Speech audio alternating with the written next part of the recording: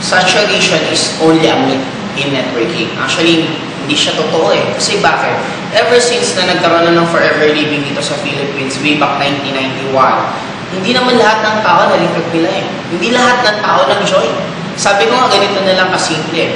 Kung pag-base mo mismo sa actual facts, okay, sa numbers tayo, ang member ng AIM-Global all over the Philippines is we have more than 300,000. Take note, ilan ang population ng Philippines? Aabot ng 90 million.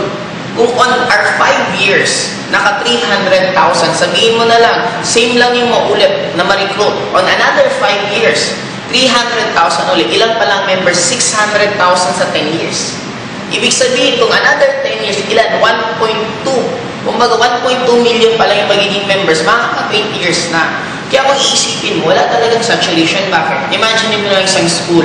Sabihin na natin, ang re-recruitin mo lang isang school na college lang. Katulad, sabihin na natin, Lasal.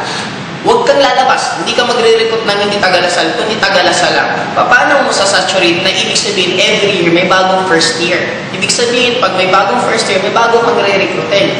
Kaya kung iisipin, wala talaga siyang saturation.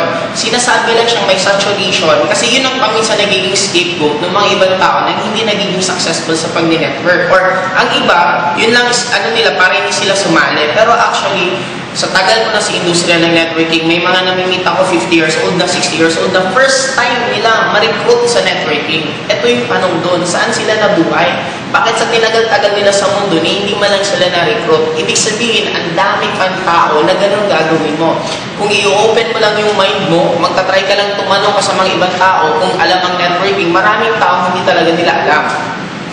Ang clue, pag ang isang tao walang alam sa networking, pag nagsabi silang saturation, pag nagsabi silang una-unaan ng networking, ang kumikita lang nasa taas, yun ang mga symptoms na ibig sabihin, yung taong yun wala po talagang alam sa networking. Kasi sa dami kong kakilala, mga veterans na mismo sa networking, sila mismo hindi sila nagsasabi na una-unahan ng networking. Imagine mo sila na yung matagal sa industriya, sila pang hindi nagsasabi. Sino ang nagsasabi? Normally, yung wala talagang mga alam.